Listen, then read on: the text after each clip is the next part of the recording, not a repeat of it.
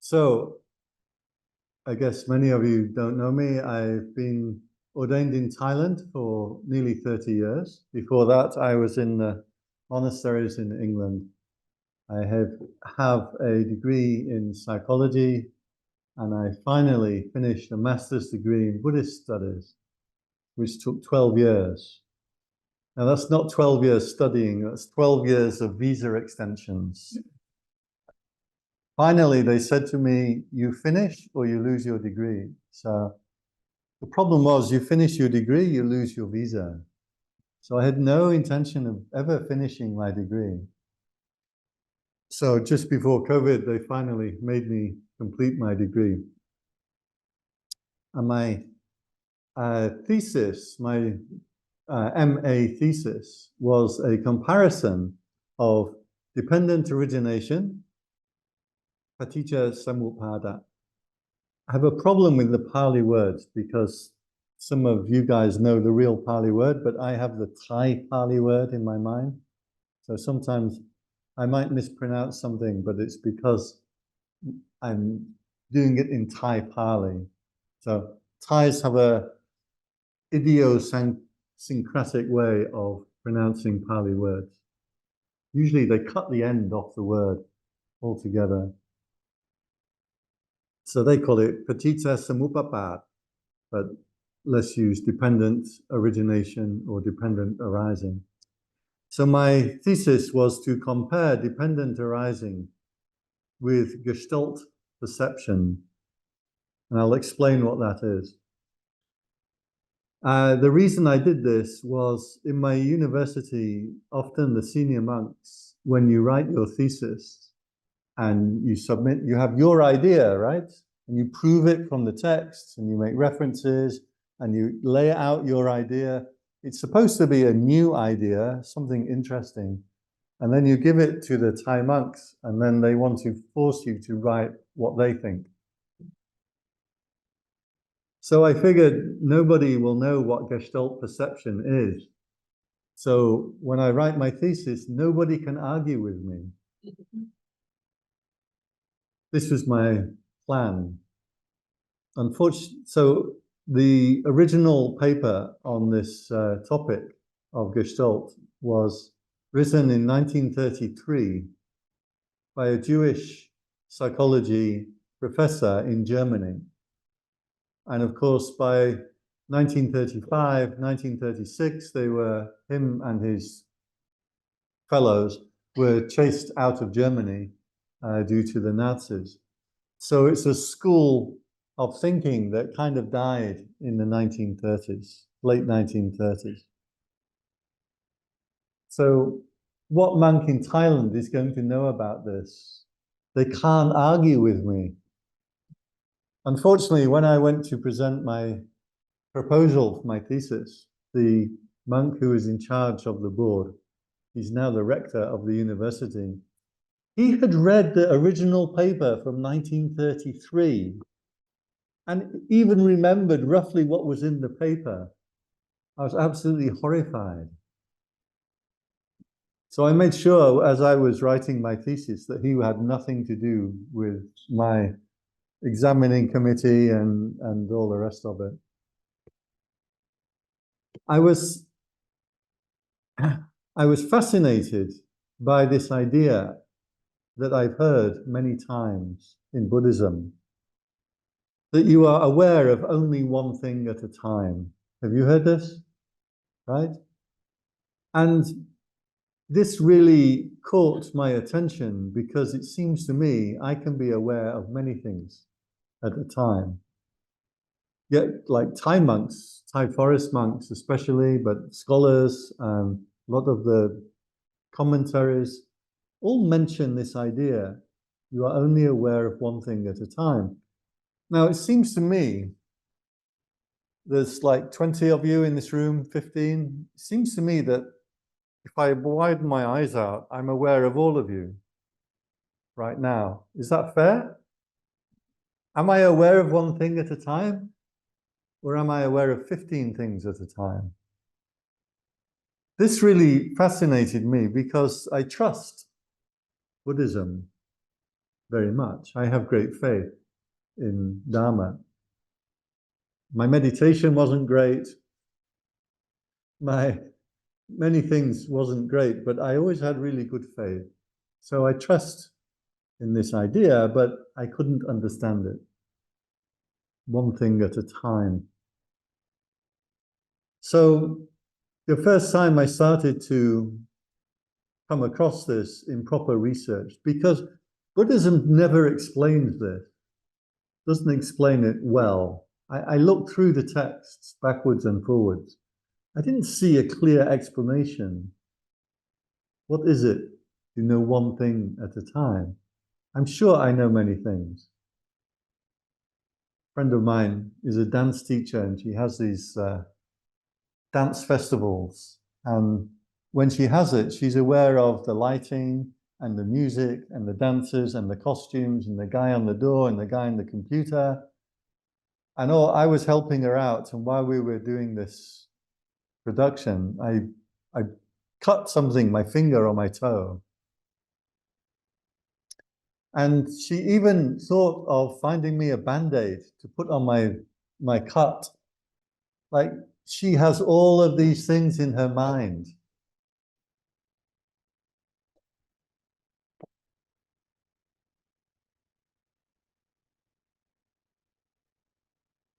So is she thinking of one thing at a time? Or is she juggling all of these things in her head at the same time? I was always very impressed. It seems to me women have a better capability of doing this than men. When I talk to men, men tend to be very object focused, and whatever we're doing, we just do that. It seems to me women can have their mind on so many different things at the same time. So the question was, is this true?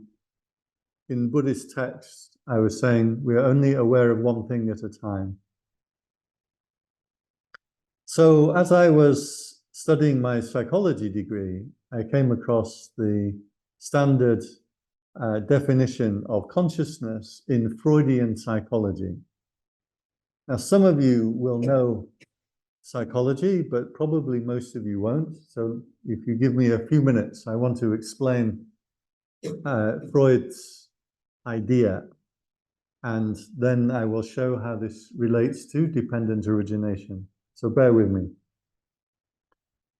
Freud had been at a show of a hypnotist, the original hypnotist, whose name was Mesmer in France.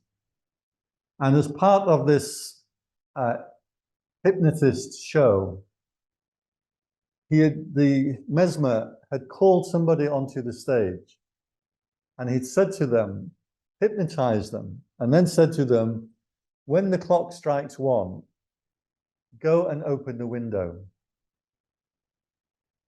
He carried on with the rest of the show, and then he told these people he had hypnotized, okay, go and sit down. So they all returned into the audience. And then the clock strikes 1, and this woman went and opened the window. Mesmer said to her, why did you open the window? And she said, I was hot. Right? Now, Freud, he was not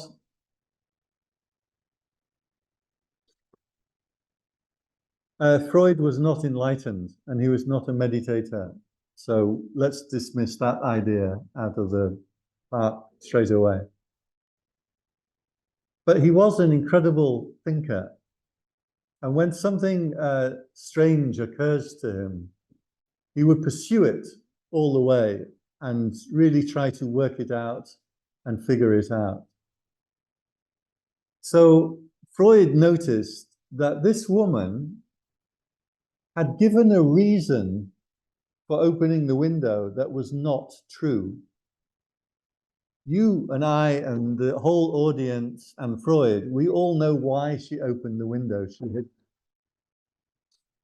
She had been programmed to open the window, right?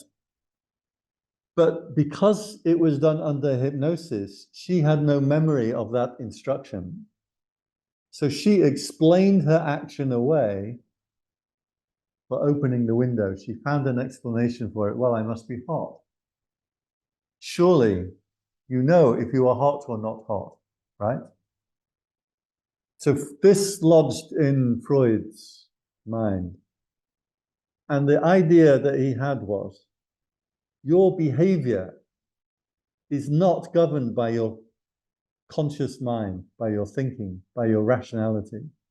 Your behavior is governed by things that you don't know about, or unconscious motivations. So this was the idea that he took back, and back to, I guess, Vienna, wherever he was at the time, and started to form into a theory. And his theory was a basic model of consciousness. They often describe it as like a iceberg. So some of you, anyone come across the iceberg view of consciousness, right? So the idea is that the conscious mind is very small.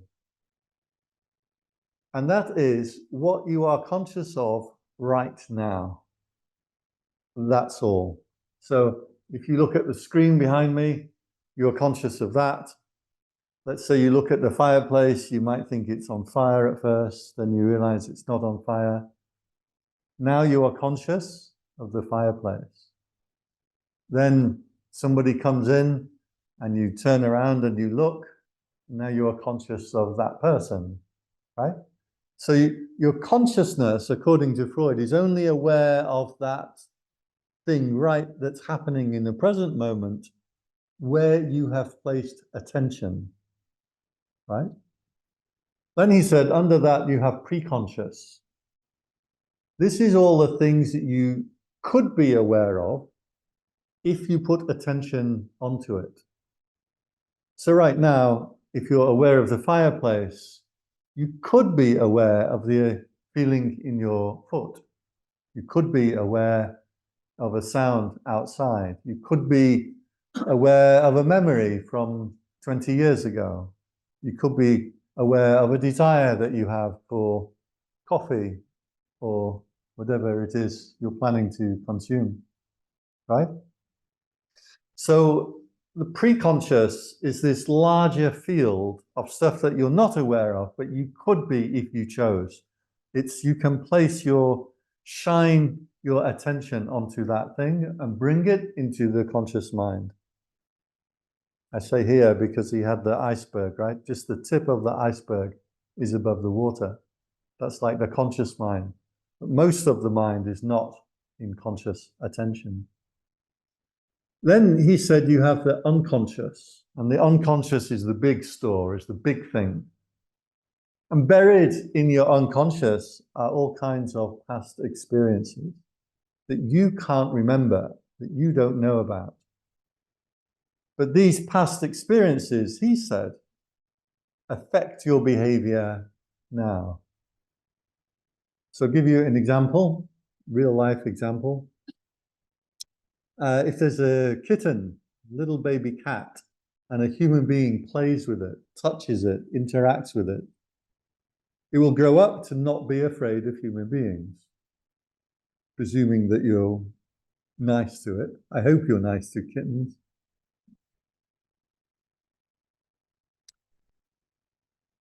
If the kitten doesn't interact with human beings, it will always be afraid of human beings.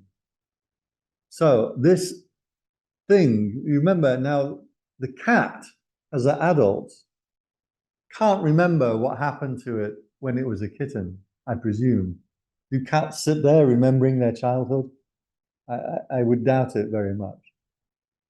So it's something that happened in the cat's past that is affecting the cat's behavior as an adult cat, right? Freud said the same thing is happening with us. What happened in our childhood, experiences that we had, affect our behavior as an adult human being.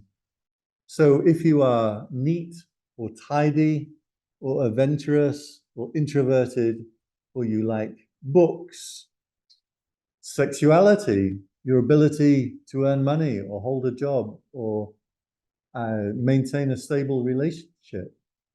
These things, Freud said, came from your childhood.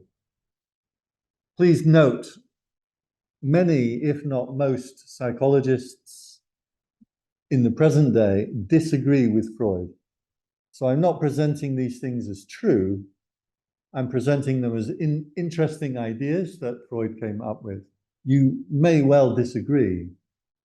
Many psychologists now disagree with Freud.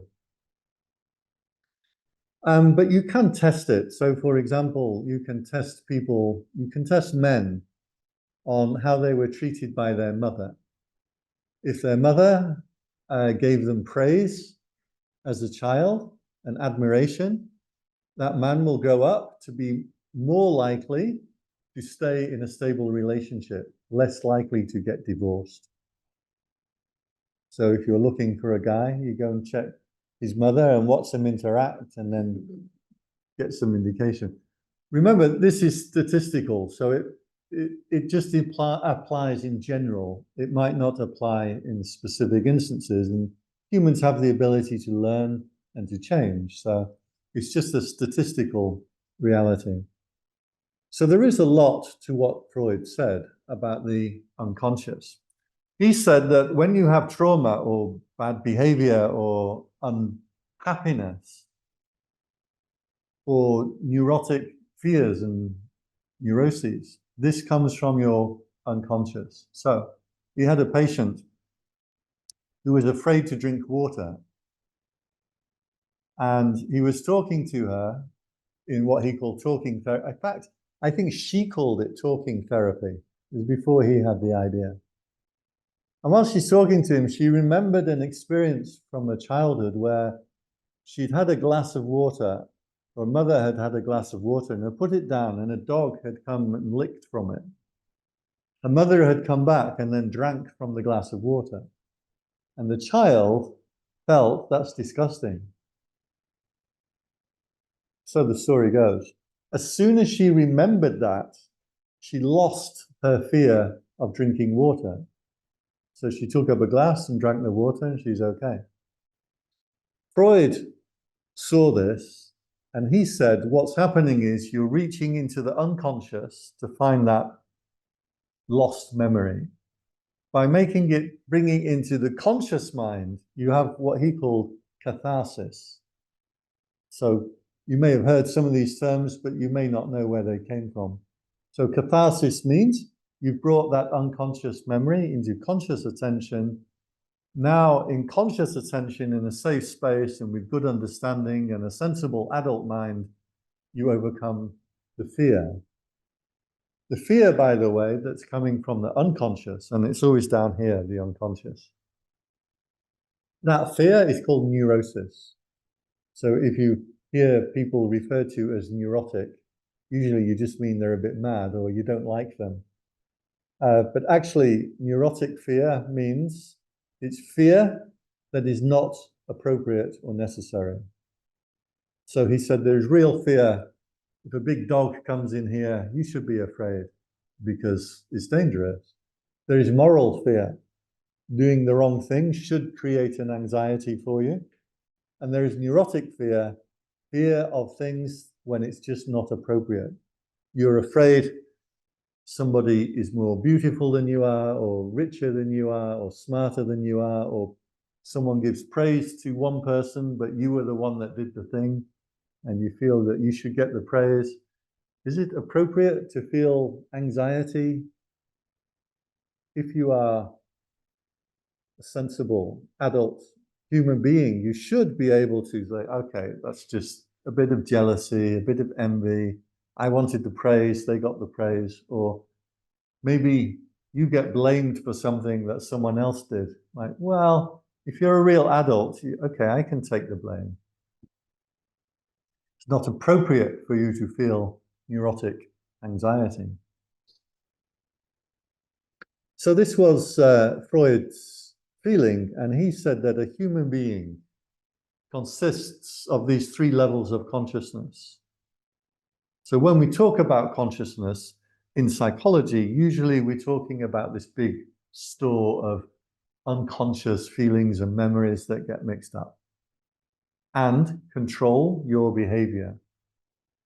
You might think you read books because you like books, but Freud would say something happened when you were a child. There are counter arguments to this. Some things are just fearful, like spiders. Nobody likes spiders. You can't like spiders. Especially in Australia, you have monstrous spiders, and then you have these little ones that, well, they're redback things that, yeah, no one can like spiders. So, do you dislike spiders because you had an unpleasant experience as a child? Or do you dislike spiders because they are inherently dislikable? So, Freud would, like, I'm petrified of spiders. Spiders, well, quite a few things. Spiders, ghosts, Bangkok taxi drivers. I'm terrified of all of them. Did something happen when I was young? Maybe my brother was afraid of a spider, and I saw he was afraid, so I get afraid.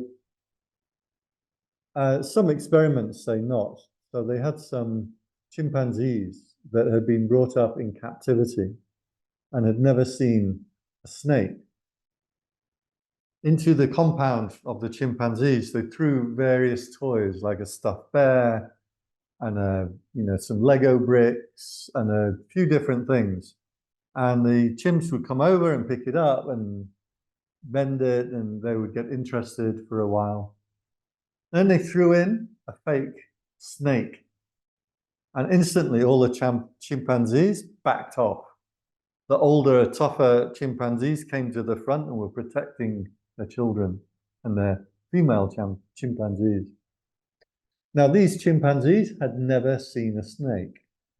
They cannot have had bad experiences with a snake. So experiments like this would tend to say that Freud was wrong, that actually some things are innately more scary than other things.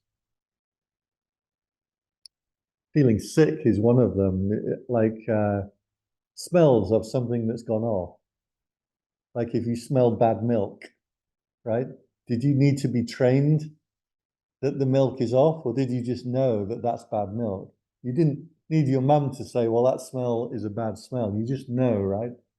So a lot of people disagree with Freud. What I was interested in when I came across this Freud's theory was that the conscious mind is only very tiny and is only aware of a small field of things at a time. I still think I can be aware of all of you. The question for the people who came late was, in Buddhist texts, it says you are only aware of one thing at a time. My feeling is I can be aware of many things. I can be aware of all of you at the same time if I widen my eyes a little bit.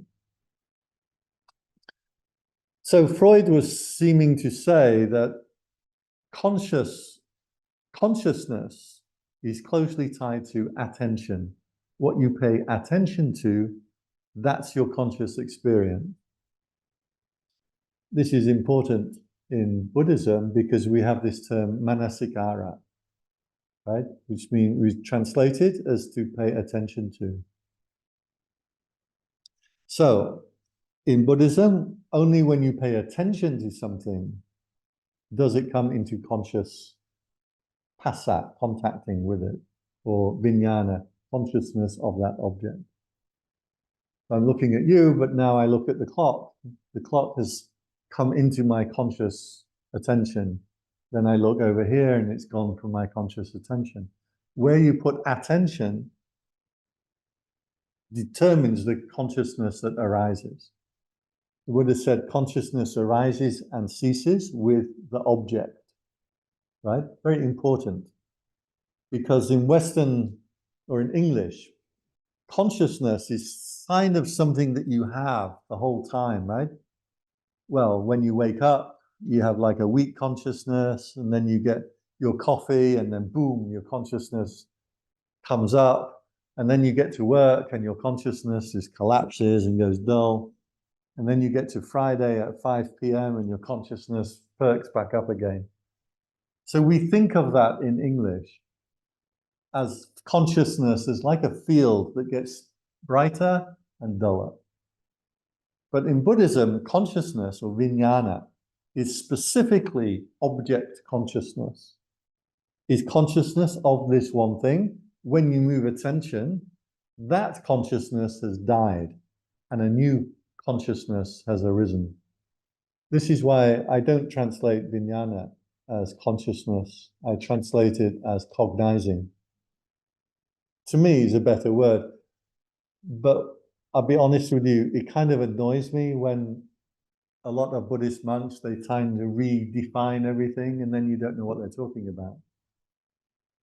You know, Tanisaro in America translates dukkha as stress. And look, for a while I was reading stress, and then what? And then I have to look it up. Oh, it means dukkha. Like, don't change the translation. But I would like to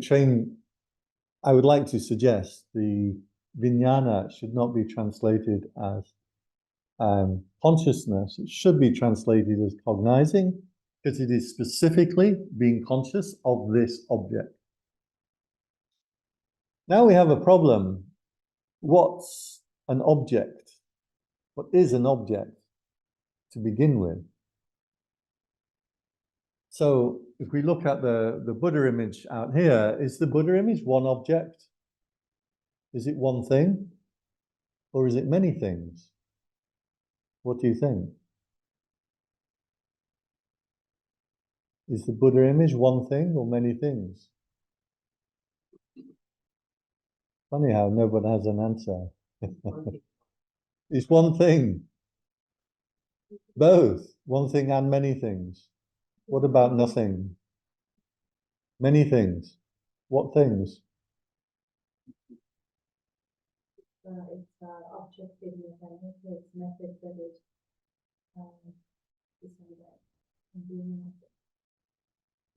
So we have two things here. Firstly, we can consider it as one thing, right? It's not whether it is or it isn't. Objective reality, when you really look at it, starts to break down. This is where the school of Gestalt that I mentioned earlier, I promised I was coming back to it, and we will get to dependent origination. The school of Gestalt came in. Now, it was started by a philosopher called Franz Brentano. And he said, at the time, there was a discussion in psychology to figure out how the mind works. Do you ask people? And then they report their thoughts and their feelings and their motivations. That was the American school. Then there was a European, under William James. Then there was a European school that said, don't ask people. They don't know what they're talking about.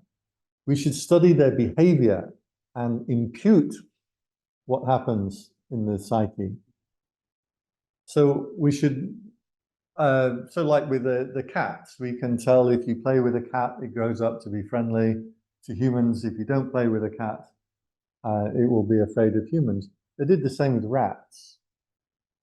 If a mother rat licks the pup, baby rats are called pups. Is that right? It is, okay. Then it will grow up to be reasonably normal. But if the mother rat is prevented from licking the pup, that pup will grow up to eat its own young. So, you know, psychologists are unpleasant people. We think up really horrible. You ever heard of the Stanford prison experiment or Stanley Milgram? You'll know how, you can never trust a psychologist because they're always trying to trick you in some way.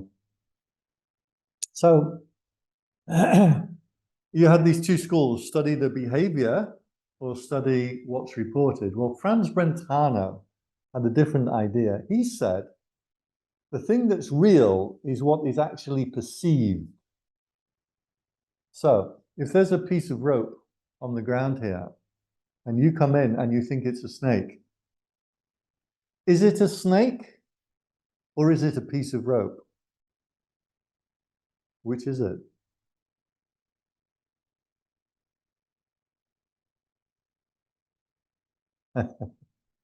Interesting. You're very quiet because you know I'm tricking you, right? So objectively, you can say in the universe, well, there is matter and there's atoms and it's comprised of whatever. I don't even know what rope is made of. Made of ropey stuff. So objectively, you can say the reality is that's a rope. However, Franz Brentano would say the objective reality is you are perceiving a snake. You interact with this object in the same way that you would interact with a snake. Therefore, it's a snake in your perception, and that's what's important. You get the distinction here. He was very clever in this, and he actually started, what is it, Edward Husserl? I don't know how you say it. Husserl, the guy who started phenomenology in the school, in psychology, in philosophy. He also inspired this guy, Max Wertheimer, who started Gestalt in psychology. So these two schools were related. He also heavily influenced Freud. So in Gestalt, as Wertheimer got this idea from Franz Brentano, what's important is what's perceived, not what is actually real. So when I ask you, is the Buddha one thing? Is this Buddha image one thing or many things? The answer in objective reality is the Buddha is, this Buddha Rupa is solid bits of atoms stuck together in a certain formation that present, that's the objective physical reality, which is kind of useless, right? Unless you want to mold a Buddha image or make one or chisel one out of stone. Funny, there's this Buddha image has the folds of the robes on. In Thailand, you never see folds of robes on the Buddha image. The reason is the stones that they were using to carve the Buddha images from weren't fine enough to take that kind of detail. So often they just have a very simple robe. That's because that's all they could carve on the image. That's why standing Buddha images weren't common in Thailand, because you have a big stone and then two little ankles at the bottom. You got to be careful because your stone is going to break at the ankles. So a lot of Buddhist iconography comes from the practical physicality of the material. So if you are an engineer, you say, this isn't one thing, this is atoms of whatever it's made from. If you are a Gestalt psychologist, you will say what you are perceiving is one thing. We're not saying it is one thing. We're saying you are perceiving one thing. You literally make an object out of the Buddha image, right? You create it from inside out. So you have an idea of a Buddha image and you're putting that onto what you can see. Because what you can see is just color, right? That's all you can see is colors. So you literally make out of those colors an object. That object in Gestalt is the foreground, and it sits on the background. The technical terms that we use is figure on ground. So the Buddha image becomes the figure. The ground that it's on is the shrine, right? So although I would say you are perceiving one thing, you are actually perceiving one thing on a ground. In Gestalt, both are important, the figure and the ground. Now, if I say to you, Buddha images over the years have a different presentation of the hair. So again, if you've got a nice fine material, you can put really fine little hairs on the head. If you're using, I think it's lignite, it's a rough, coarse stone, you can only put rough, coarse hairs on. So a lot of the Buddha images in Thailand, they just have like 20 hairs on the head because the stone wasn't good enough to do it. So this particular hair on this Buddha image Does it go in a square shape? Does it go in a curved shape like a human shape? How many hairs are there on that? Now, what have we done with the hairs? We split the Buddha image up, right? It's no longer one Buddha image. It's the hair is now the figure, and the rest of the image is the ground that it appears on. You've carved out of these colors literally an object to perceive, right? The eyes, the hands, what's the mudra that the hands are in? Now you're looking at the hands. Are the hands one object? Or are they two objects? Are they a fraction of the bigger object? Gestalt says you are making the hands into an object, figure on ground. The hands, as they appear, on the ground of the Buddha image, right? Is this clear? So when I look at all of you, and I say I can be aware of you all at the same time, I say I'm aware of 15 things, not one thing. Am I correct or incorrect? What am I doing when I do that? Anybody? What do you think? According to Gestalt, what am I doing? And what's the figure? 15 people. Well, let's call it the audience. I make you into one thing, the audience. So you're not 15 people, you're just one thing. Sorry to disappoint you. You might feel you have individual wants and needs and histories, but I'm afraid I've lumped you all together and made you into one figure. And the ground is the rest of the room. The ground, we won't go into it today, but the ground does have a lot of input into the thing. So that, I figured, and you may agree or disagree, this was my thesis in my master's degree. I was saying that when Buddhists say you are aware of one thing at a time, I say what we are aware of is a gestalt image, that we are making one object. And we can chop it up. We can be aware of the eyes or the nose or the hands or the whole Buddha image or the whole shrine. The one image is not an externally existent, independent thing. It's what we are perceiving. We are making out of our perception a figure on the ground. So when Buddhism says you are aware of one thing at a time, having done this, having been introduced to the Gestalt, it makes perfect sense, right? Your mind will move around, and I was looking at the fan. This is like the biggest ceiling fan I've ever seen in my life. Is this fan one thing, or is it 6 blades on a motor? What is it? Now, you know Gestalt, right? You know that you literally make an object, the fan, one thing. I say, how many blades? Now you've got 6 things. Gestalt will make and remake objects, but always one thing at a time, sitting on ground. So my theory is, and I'm offering it to you for your consideration, this is what is meant in Buddhism when they say you are aware of one thing at a time. I can be aware of the feeling in my hands. Well, it's 2 hands. Is it 2 things? No, I'm literally gestalting the feeling of my hands or the feeling of my feet. Then my attention goes to the fan, and I look at the fan and I think about it. Then my attention goes to the clock. What time is it? What time are we finishing? When do I get my coffee? Then my attention goes to Friday when I leave Sydney. My conscious awareness, not the unconscious, we've dismissed that. Buddhism doesn't really consider the unconscious. Maybe you can draw parallels between the unconscious and karma. It's a stretch to do that. You're going to have to stretch the idea of karma and the idea of unconscious, but you could do it, right?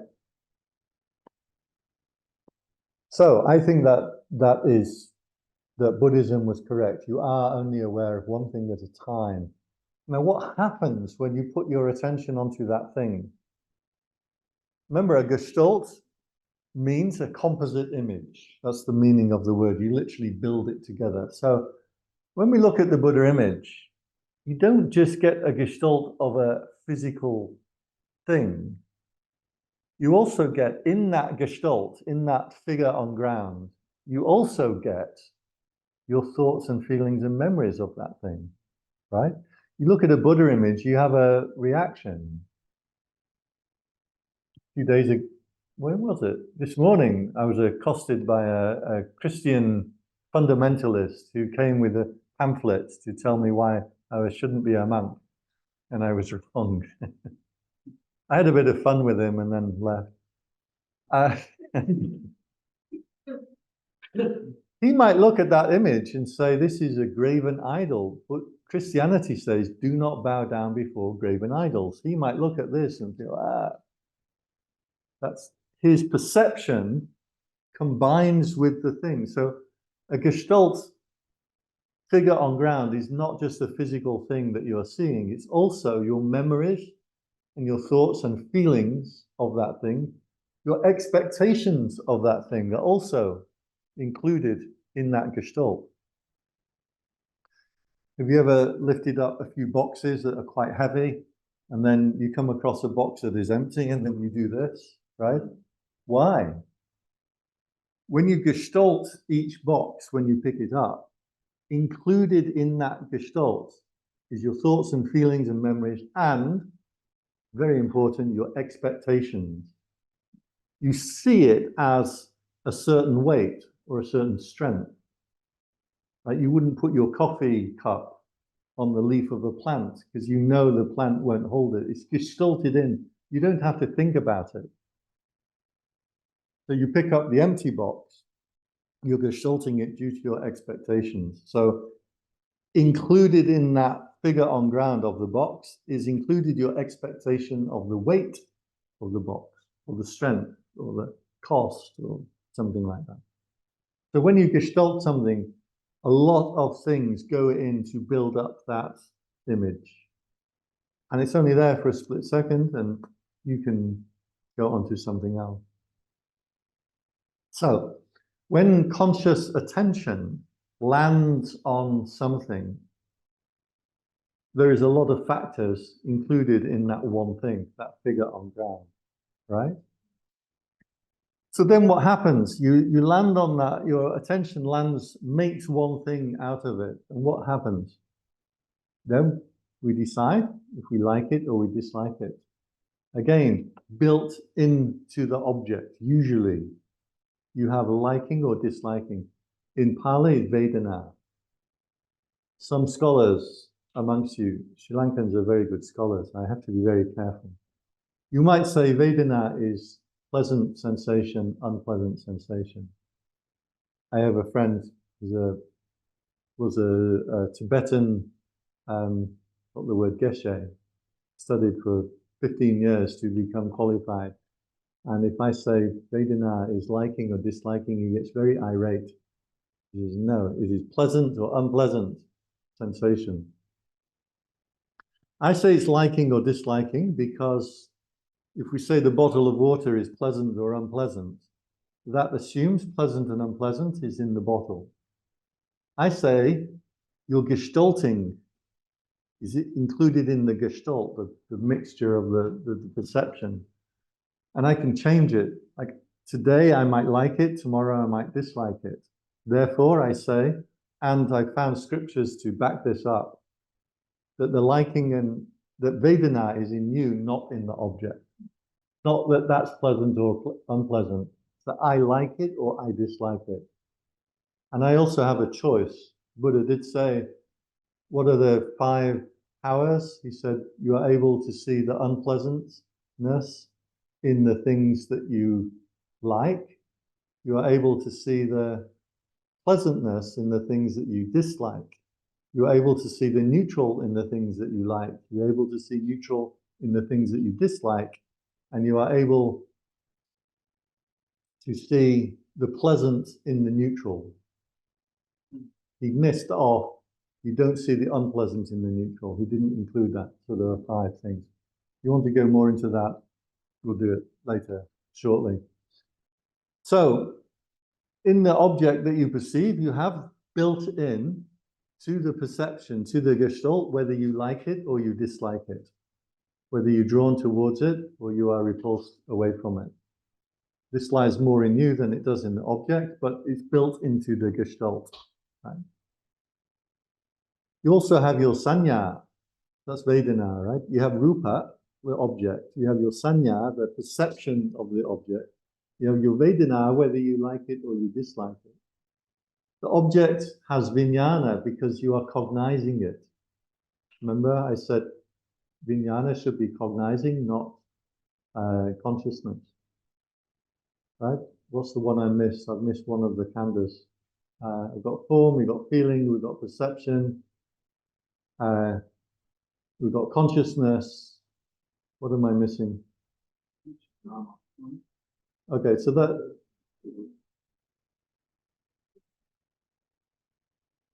when we make an object, all of the khandhas are right there automatically in the object. And then what happens? We get caught into thinking about it, right? Do I want water? Do I like water? Do I not like water? The Buddha said that the mind becomes stationed at that object. So if I bring up Donald Trump, my favorite, he's my favorite example. He's always the best example. Do you like him or dislike him? Do you want him to win the election? Do you want him to get locked up? What's your feeling? If we bring Donald Trump up and you put your attention onto it, you're going to start creating a story. This story will draw you in, radicalize you a little bit, and you get lost in it. And then after 10 minutes, while you're nice and irate, or desperately hoping that America is made great again, then you come out of it and like, what's for dinner? Right? Now your attention goes to the kitchen and the food. You're gestalting that, and you've lost all awareness of Donald Trump. Now you may say he still exists in the universe. We don't care about that. We care. The mind picks up one object at a time. Now your attention is over there, right? You're gestalting that. What's he doing? Why is he doing it? Can we stop him? Is he making me coffee? Right? So this is what happens when we say that in Buddhism that the mind picks up one object at a time. The mind gets stationed at that object. If you remain clinging to it or holding to it, nanti means to hold in the hand, you get this reaction of liking it and disliking it, and what are you going to do with it? You create a story about it, and now you are lost for 5 minutes, 10 minutes. You turn on the TV. I don't know what they're playing on TV. A while ago, it was Game of Thrones. I don't watch these things, but you turn it on, like, okay, I'll watch TV. You click Game of Thrones. All your attention is there now. Your conscious attention is stationed at Game of Thrones. And you watch it until, you know, it ends, and then suddenly you're like, I need the bathroom. Did you need the bathroom before, while you were watching it? Well, your body needed the bathroom, but your attention, your conscious attention was on the TV, right? So this is what dependent origination is, in my opinion. There are arguments and discussions, and I fully accept there are different interpretations. But the interpretation that I'm suggesting is when you put your attention onto something, dependent origination fires up this mechanism where you start to become aware of that object, not other objects. You start to get involved in the story around that object, and then liking it and disliking it and thinking about it. How am I going to get more of it? What's going to happen on next week's Game of Thrones? Can I download previous series of Game of Thrones? Isn't there a new one now that they're doing based on Game of Thrones, like an earlier prequels or something? Anyway, I don't watch these things. I watch Shark Tank. Shark Tank and Dragon's Den. You know why I watch these? Yeah. I watch these because all monks think about what they would be doing if they weren't a monk.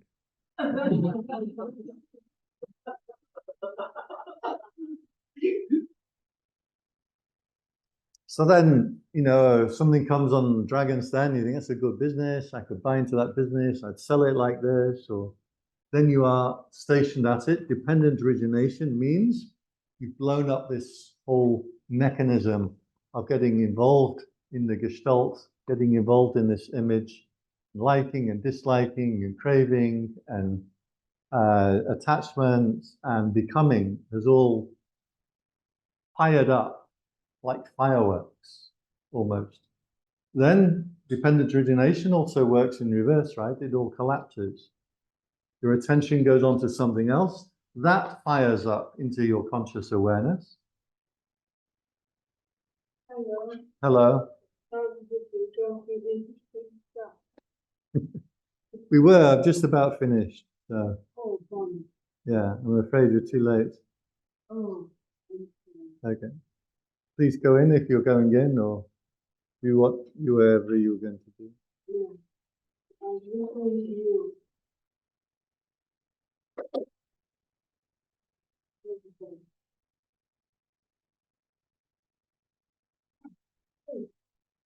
So the Sankhara, one of the definitions of Sankhara is an action of body, speech, or mind. This is in the Sammaditthi Sutta.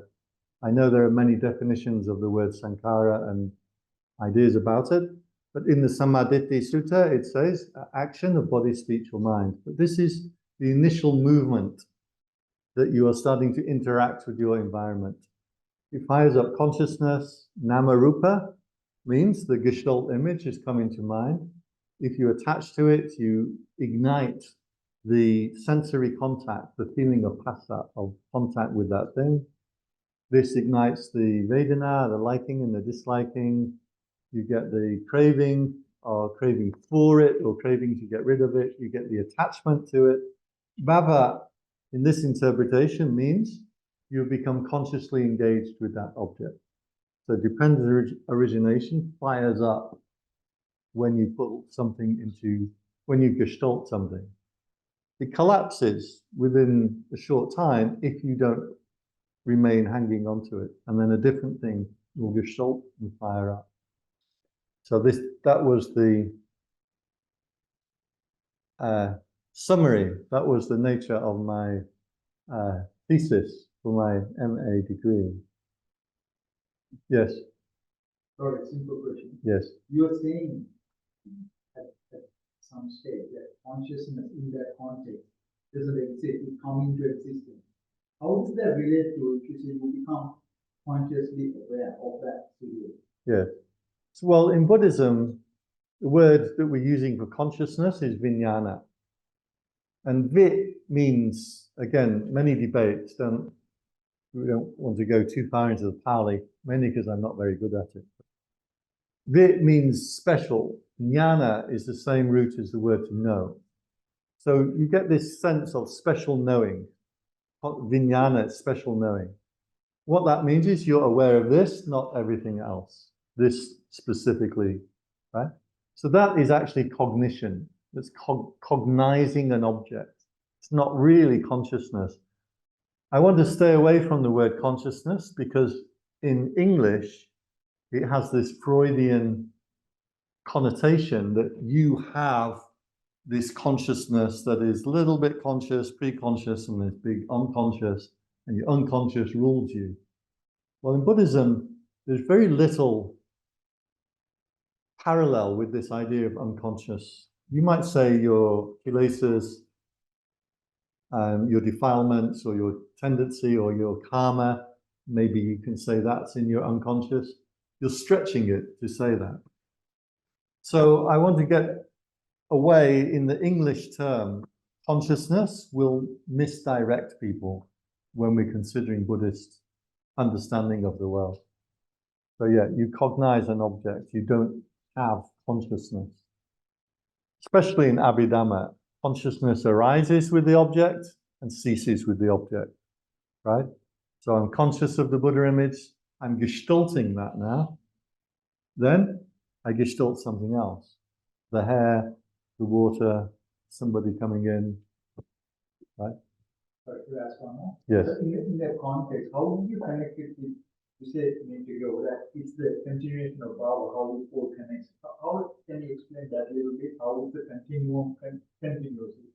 So when you gestalt something, if you're a good meditator, you'll just know this come into your attention and then it disappears, this comes in. But for most people, when you gestalt something, when you make an object, you start to think about it. Vijaya Vichara throws your thinking at it. Do I like them? Do I dislike them? Shall I maneuver them? Shall I change things? Think of it like the Australian government. Everything it looks at, it starts making rules about. I've really noticed this here. Getting the train, like so many, like don't lean on the doors, like this drain is for stormwater only. Putting your feet on the seat will get you a fine. Vaping and cigarette smoking strictly banned on the train. And like everywhere, there's all these rules about things. Oh man, you were just telling me earlier this story about somebody who had a magpie, was friendly with the dogs, right? You saw this story? And then a whole bunch of people came and said, no, that's cruel to magpies. And if you put the magpie on YouTube and you earn money off it, that's illegal because it's just like a mechanism that when we put our attention onto something, we just can't stop. We have to control it and think about it and work it. And is it right? Is it wrong? How do I change it? So yeah, in my mind, it's the Australian government syndrome. Just can't leave anything alone. Let people have a magpie to play with their dogs. It doesn't hurt anybody. Sorry, I'm getting a little jazzed up about this story. So yeah, you put your attention onto something. Bhava, in this case, is where you become involved with it. And the Buddha said that, I have the sutta reference, it's all in my thesis, but he said consciousness becomes stationed at the bhava. Bhava usually is translated as being or becoming. There's three levels, sense desire bhava, form realm bhava, and formless realm bhava. But what that refers to is all the things that you can gestalt and interact with in normal life. The form bhava is jhana, when you're entering into jhana, and then the formless is the formless jhanas. So bhava, and if you practice the jhana and the formless jhana, you can gain rebirth in the form realms and the formless realms. They're formless realms not because you are without form, but because the basis of the concentration was formless. Anyway, that may be going a little too fast. Yeah. Any questions? We have a little bit of time, then we can finish maybe in 15 minutes. Is what I've said making sense? Ish.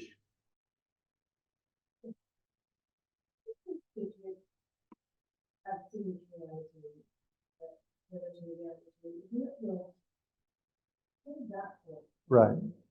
So Franz Brentano dismissed absolute reality. The absolute reality of this Buddha image is there is no Buddha image. There is physical matter arranged in molecules that reflect light in a certain way. That's like absolute reality. Brentano dismissed this. He doesn't say it's wrong or it's false. He said the only thing that we're interested in is what you perceive, and that perception is our reality. He gave one example, or rather, Wertheimer gave one example. There was a man, he was looking for an inn to go and stay in somewhere in Sweden. And he's riding his horse, and he knew this, in front of the inn was a field. So he's riding his horse and he found the field. Ah, here we are. There's some lights up there. And he crossed the field to the building. And then when he got there, it's not the inn or the hotel that he expected. And the person in the house, he said to the person in the house, this isn't, where's the inn? And the person said, there's no inn, there's never been a hotel here. He said, but you cross the field and there's the inn. And the owner said, that's not a field, that's a lake. And he'd ridden his horse across a frozen lake. Now the point of this story is it actually a lake or is it actually a field? According to Gestalt, what's important is your perception. He interacted with that thing as a field. So he rode his horse across it. Even though it's dangerous, the horse's hooves could go through. So in Gestalt, it's called a behavioral field object. You may say the reality field is a lake, but the behavioral field is, he thought it was a field, so that's how he interacted with it. So ultimate reality doesn't, it may exist, but in the phenomenology, in philosophical terms, we don't care about ultimate reality. What's real is what you perceive. You perceive a snake, you jump in the air. There's no point saying I jumped in the air to a rope. If you perceive a rope, but it's actually a snake, you know, you're going to get bitten. You're going to walk across it without fear because you think it's a rope, but actually it's a snake and it bites you. So what's real is what's perceived in phenomenology. Wertheimer was following all of this, and he did the experiment with a row of lights. And if you flash a light, you have a row of lights and you flash them one after the other, what do you see? Do you see 20 flashing lights? You see one thing moving, even though you know nothing moved, right? But this is all computed before you get a chance to make any decisions. So you cannot do anything other than see something moving. So he experimented, well, how close do the flashes have to come to each other? What if we flash and wait 10 seconds and then we flash and we wait 10 seconds? Then you see 20 lights. What happens if you split them apart further? What he found was when you move the lights further apart and you flash this one and this one, you actually see a ghost light move between the two. So this was how TV was invented. They wanted to know how many pictures do you have to flash up before you stop seeing pictures and you start seeing an actual moving image. So Wertheimer was doing all these initial experiments into this. When does the perceptive mechanism start making us an object out of its environment? Yeah. So what's real is what's perceived. It's how we can watch TV.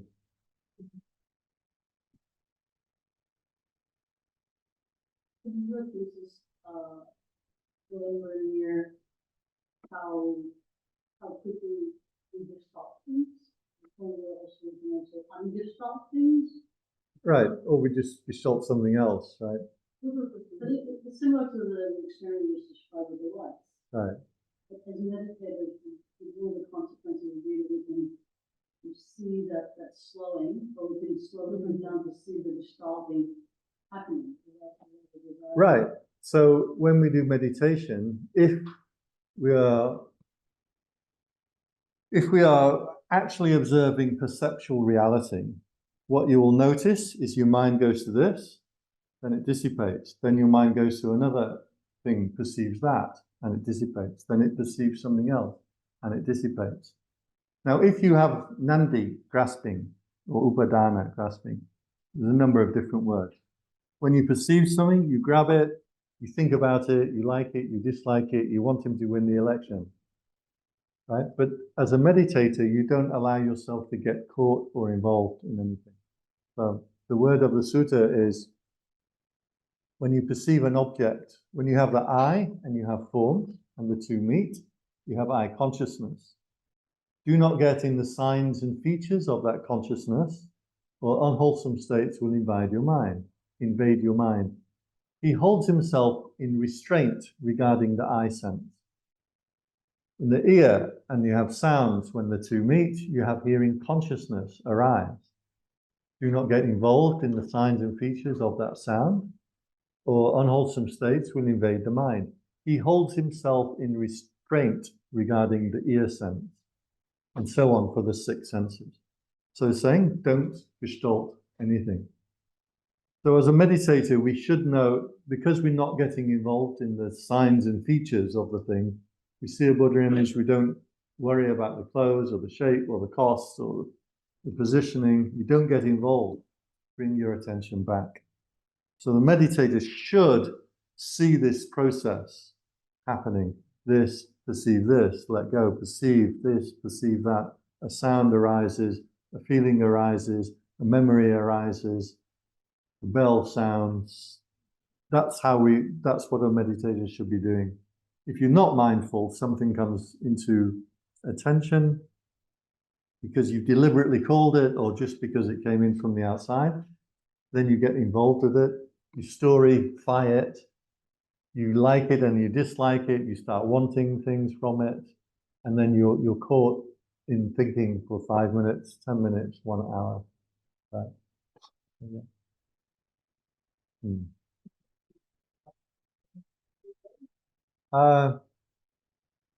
It isn't. Well, I guess it is, but it's all in horrible academic language and all the hoops you have to jump. I mean, if you're accustomed to reading academic papers, okay, then yes, I mean, I can send it to you, but I did do a video on the YouTube channel, but then it's only about what I explained to you here.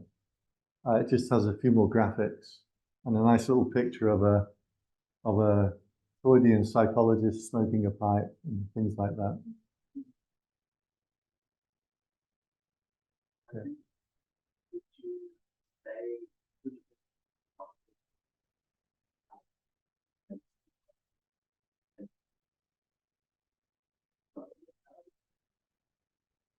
Well, the common interpretation of dependent origination is that it covers 3 lifetimes. So it's things that you do in your previous lifetimes cause your rebirth now. Because you have rebirth, you have a body. Because you have body, you have attachment. Because you have attachment, you're going to be born again in the future. The other interpretation of dependent origination, which you find a lot more in the Abhidhamma, Ajahn Buddhadasa in Thailand, so some of the more meditative traditions, they say dependent origination happens in 1 moment, not 3 lifetimes. So in that sense, to a meditator, it's highly relevant, that dependent origination, because you see this process of latching onto a perception, exploding this whole process of attachment and thinking and getting involved in it.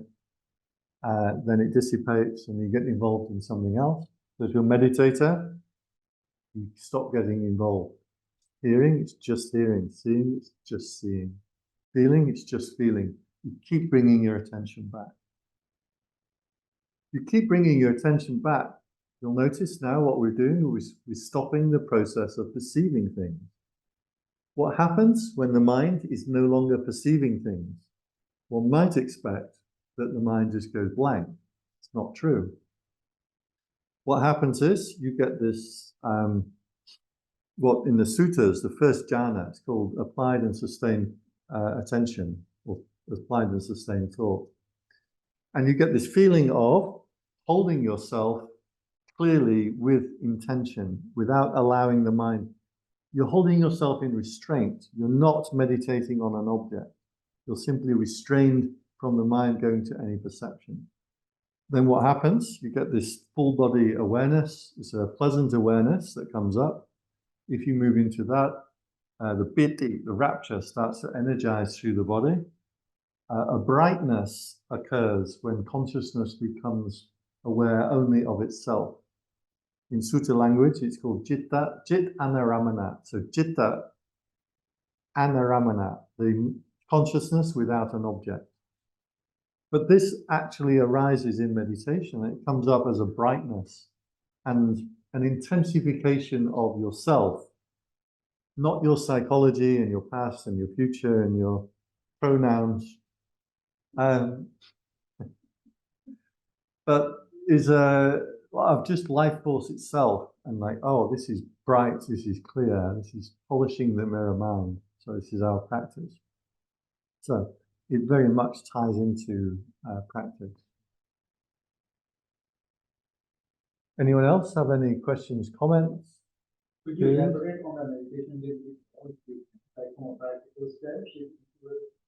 Because the reason I'm asking, you know, so for all different kinds of meditation, it's all good. I think time and with whatever.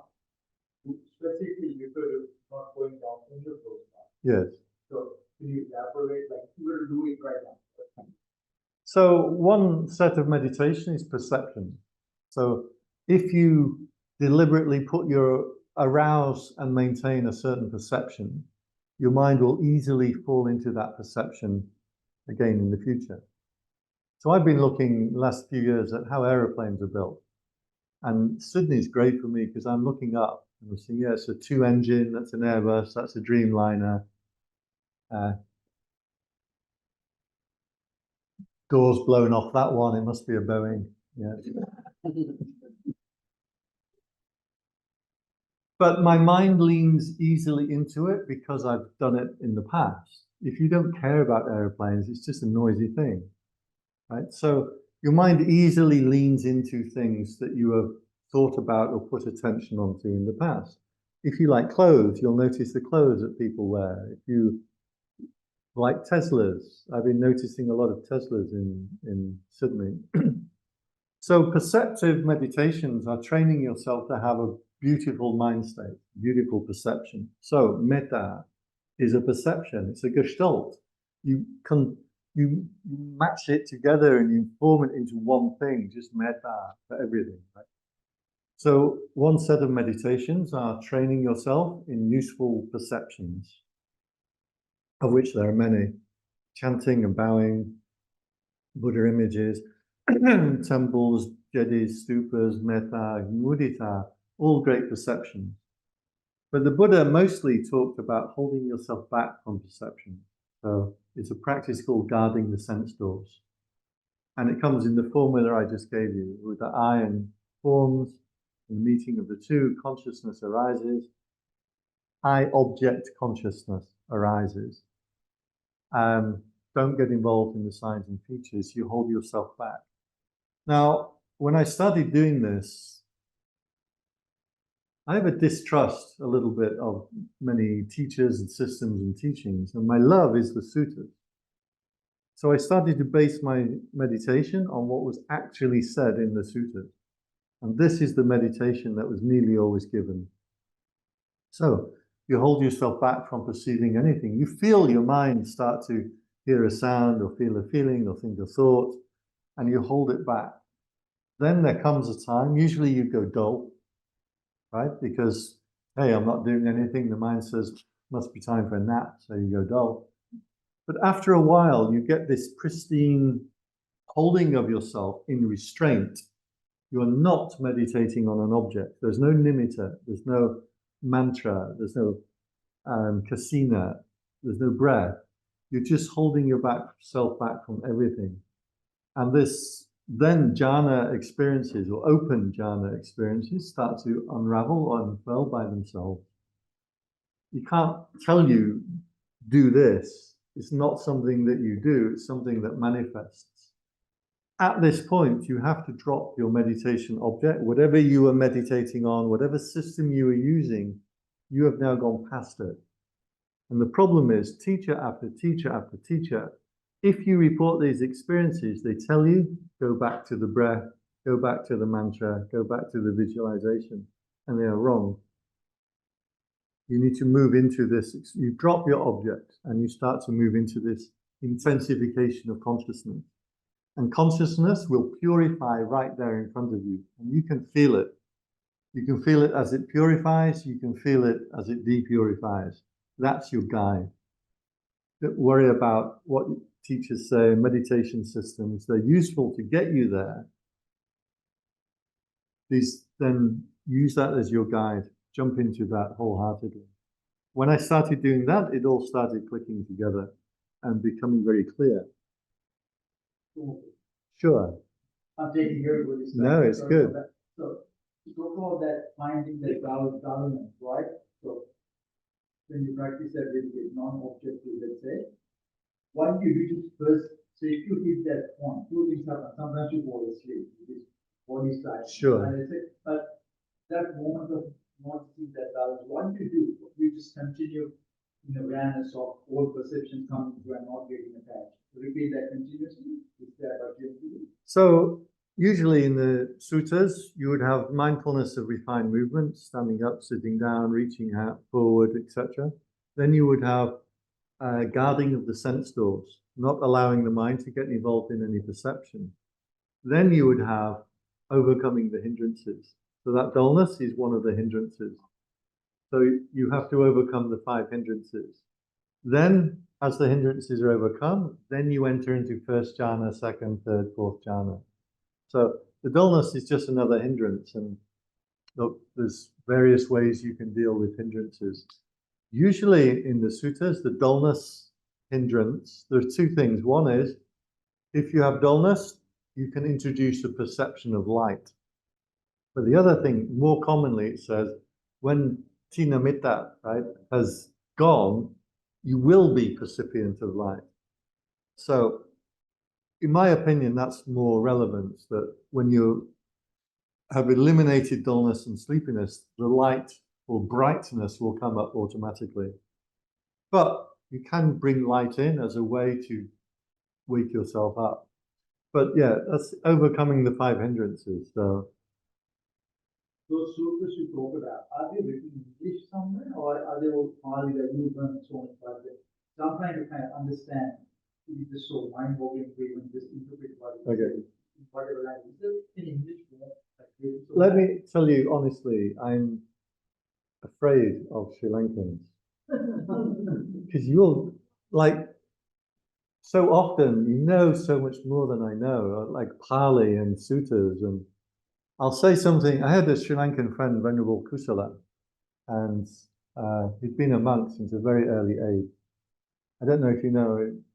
Well, you're often a monk from an early age or a novice from an early age. And then before you become a monk, they give you a couple of days off.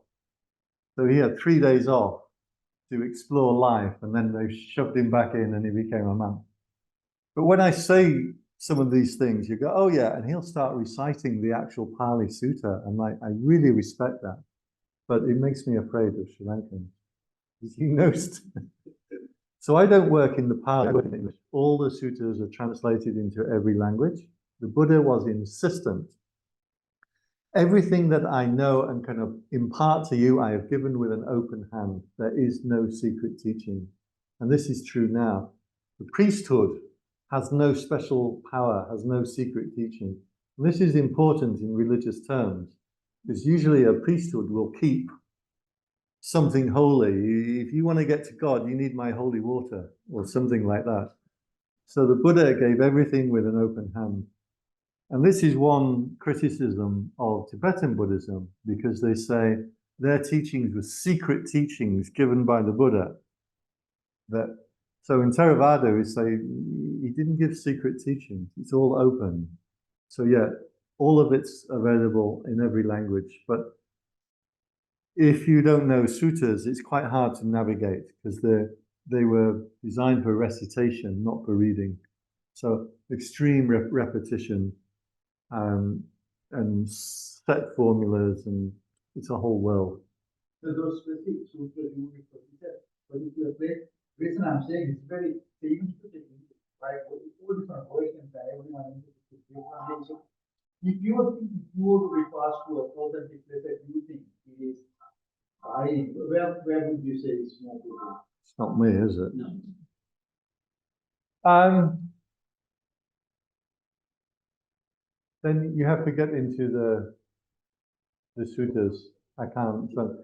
Okay, the talk that I gave you this evening, I have on YouTube, more or less, but with graphics and nice little pictures of Freud smoking his pipe and things like that.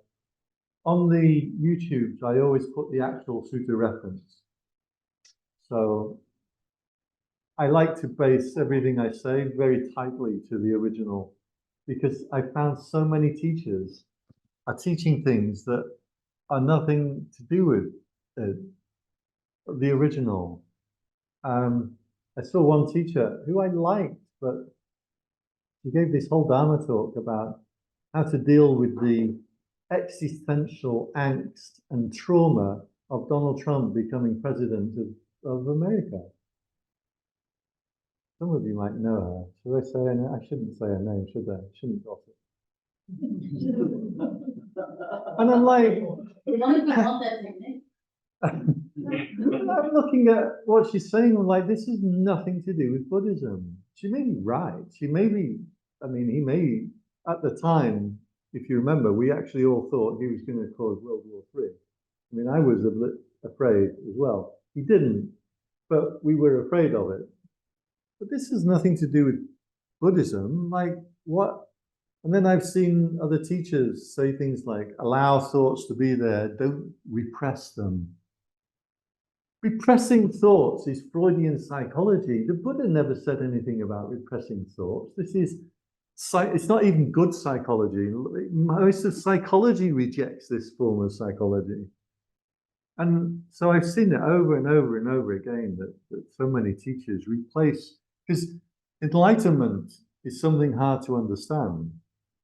So they replace it with like a pseudo-psychology of, and you see it now with meditation retreats, and they always write, come and find inner peace, find true happiness, expel all your worries, become a actuated human being, and they're probably because they're charging a lot of money for their retreat. On my retreats, I write, you know, come and get aching knees, fall asleep when you don't want to. So yeah, I personally, I base everything on the original text as far as I can. Yes. Sorry, you went like this. So I thought you were going to say something. Ah, okay. Taking shoulder. These little seats probably don't help, do they? Okay, last, we're finishing. Question. Explain the jhana. Explain jhana simply. There are two interpretations of jhana. One interpretation is you focus your mind onto an object until your mind creates what's called a counterpart sign, which is a gestalt. You focus your mind onto that until everything is closed, everything stops. The characteristic of this kind of meditation is you don't know anything while you are in it. Then when you exit it, you say, oh yes, I was in jhana, or I was in concentration for 10 minutes, 20 minutes, or whatever. And you can think, oh, it was pleasant or unpleasant. That's one interpretation of jhanas. Other interpretation of jhanas is it's this holding the mind back, so you are in an equipoise, but it's open. You still know where you are, you know what you are doing, and importantly, you can direct the mind for vipassana in that concentration. So that's the other interpretation of jhanas. What I'm suggesting to you, the Buddha gave a very clear definition of what it is when you're in it. Number one, applied and sustained attention. You have to hold yourself in restraint with effort.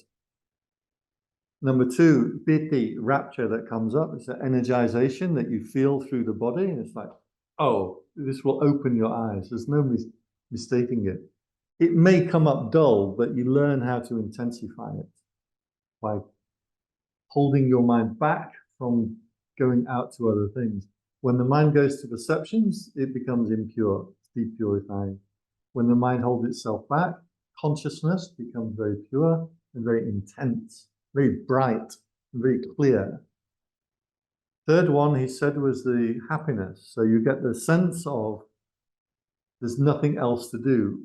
Consciousness by itself, in the, not in the Pali term, but citta, mind by itself, is actually blissfully happy. It's complete. So you get this sense of sukha. Sukha or happiness, not based on sense desire. This is not happiness because I got Marmite on my toast instead of Vegemite. You have too much Vegemite here.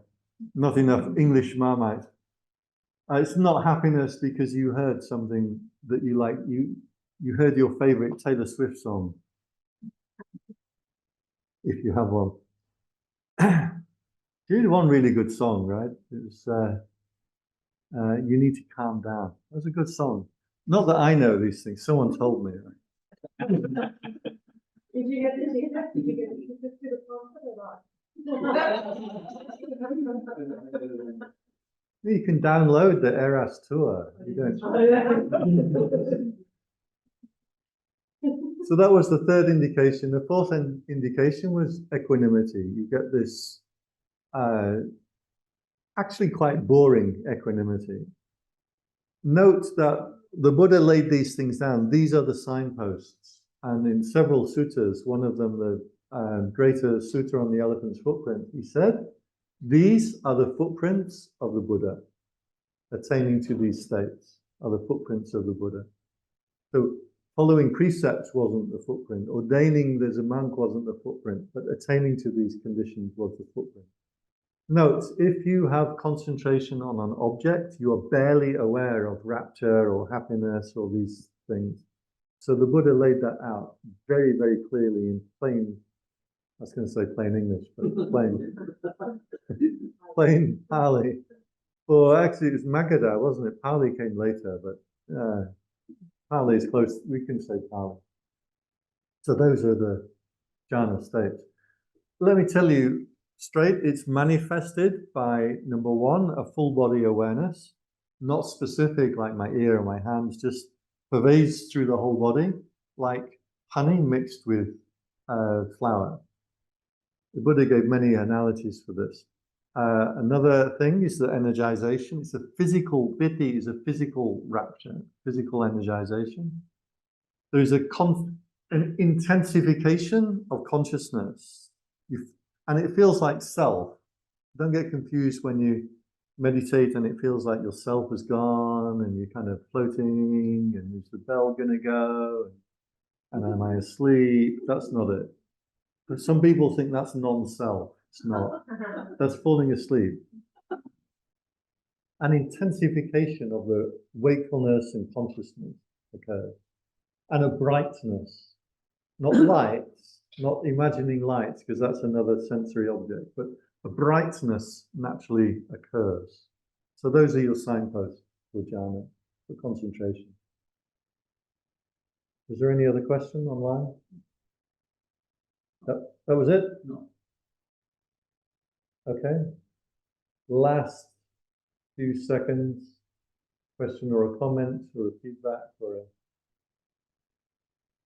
anything? In all your study, concept of the this concept of self, is there some Buddhist scholars that concept of self is Hinduist, whatever believe? What are your thoughts? The concept of self is wrong.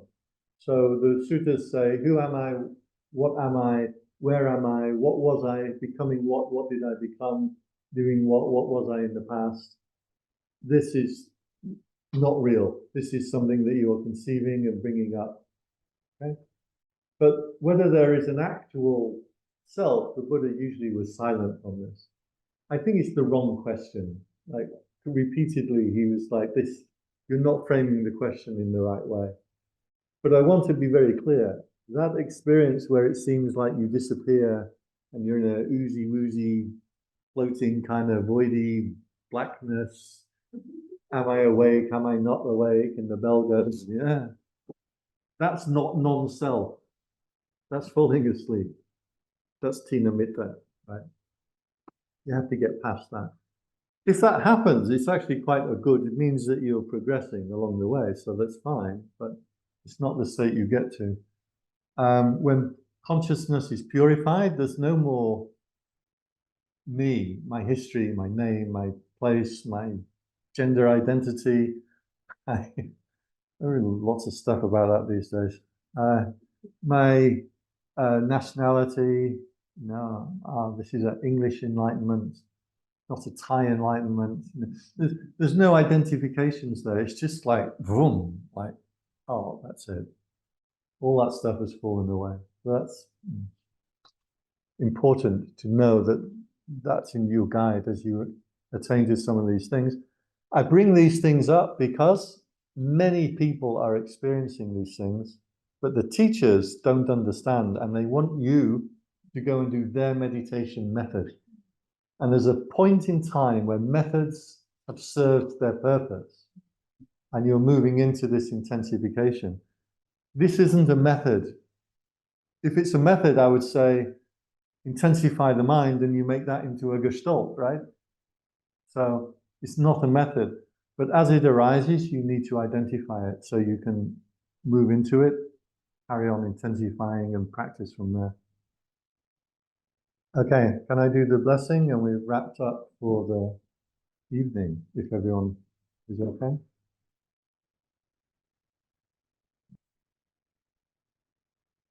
Sabbitiyo vivajantu sabbharogo vinasatu bhavatvan sarayo sukhiti kayuko bhava apiva dhanasili sanichang vudha pachayino chattaro Dhamma vadanti ayu vano sukhang phalang. Okay, so may you all be happy, healthy, free from suffering, and attain to enlightenment.